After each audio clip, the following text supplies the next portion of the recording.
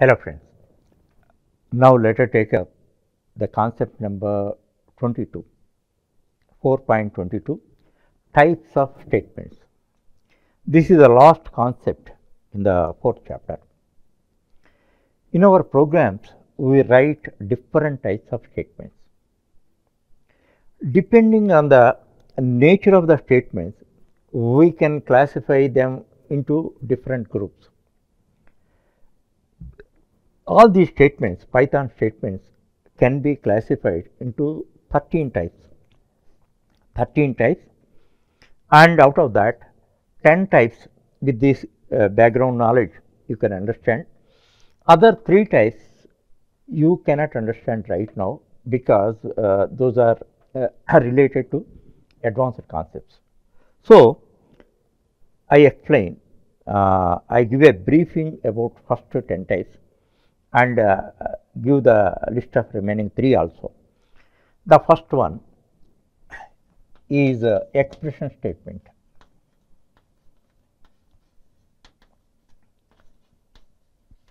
Expression statement.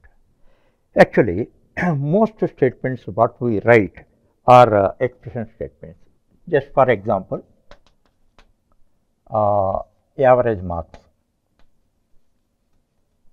is equal to marks 1 plus marks 2 plus marks 3 by 3. This is an expression, and this expression is converted into a statement, and the results are assigned to these. This type of statements are called expression statements. And second statement is assignment statement.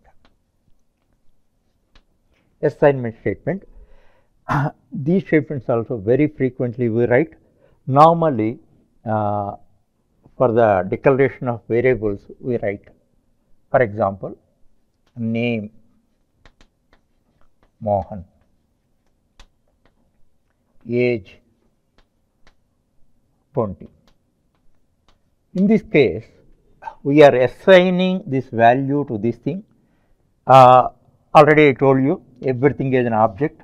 Then as a result of that, this is object reference, this is created, this is the name, this is the object.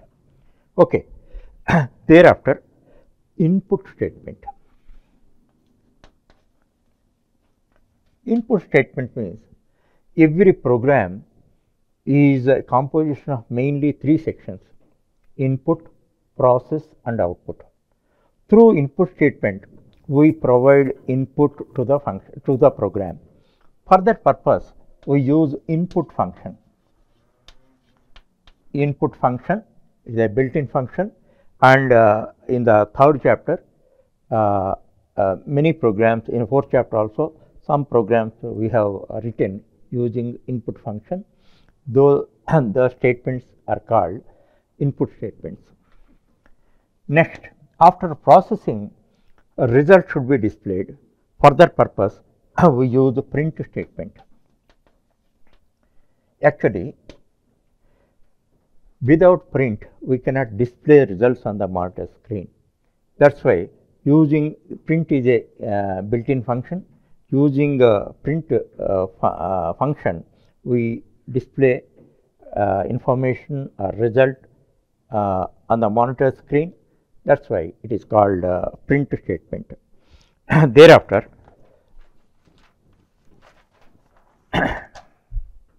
pass statement. Pass. Actually, in some programming situations, syntactically we must write the code. Actually, there is nothing to write, but if you don't write that,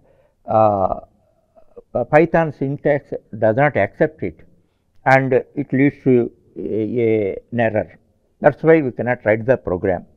So, in such case, we can use pass. That means we can satisfy the syntactical need, and actually we are not giving anything. Just for example, you want to define a syntactically, you have to define a class, but what is that you do not know. then you have given not known. Then immediately, how can you give data if you do not know anything? How can you give data? Then simply you write pass. That means, because of that, the syntactical requirement is satisfied, and you need not, because you don't have any code to write. Then you can write the pass statement. In the same way, now one function definition you have to write, but you are not sure what is that. Then you write it to satisfy the syntactical need. Thereafter, you write pass. Understand?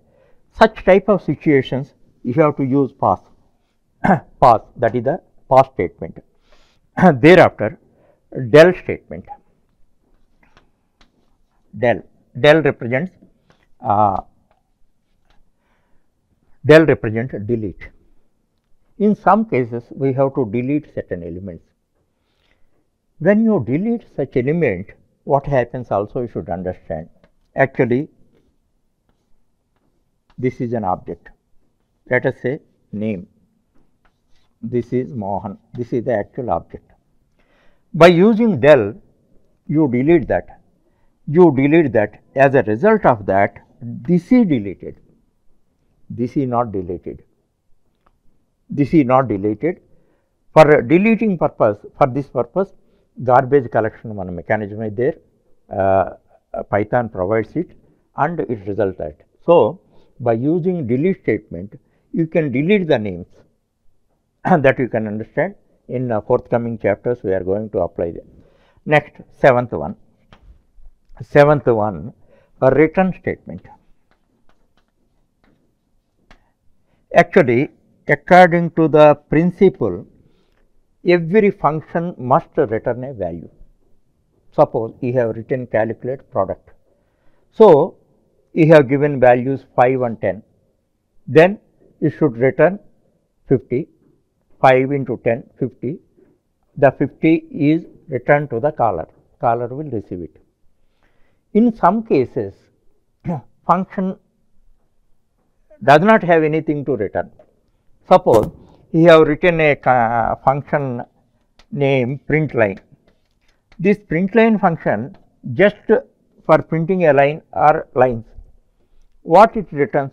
It does not return anything. It cannot return anything. In such case also, there is a provision none.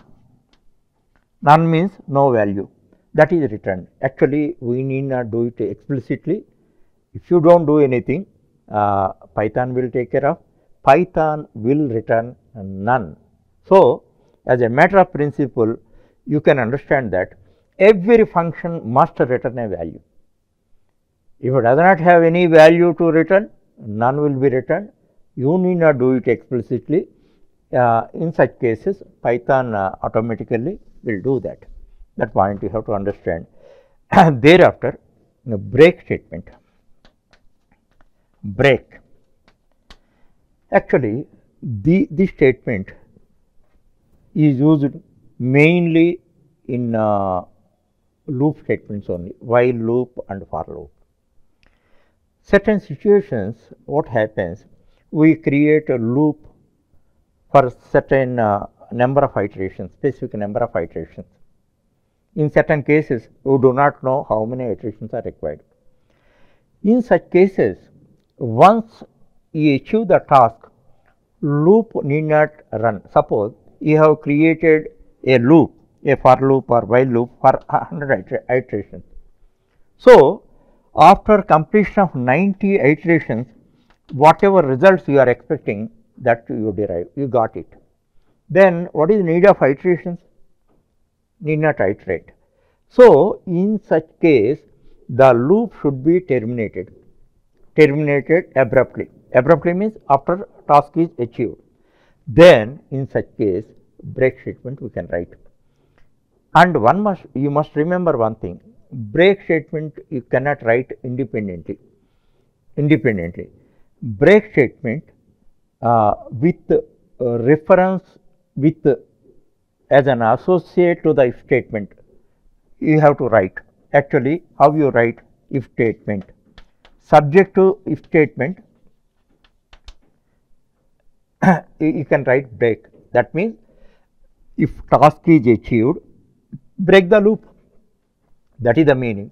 So, break statement you cannot write independently, as it should be associated with the if statement. Whenever the if condition is satisfied, if condition becomes true, break statement is applied and the loop is terminated.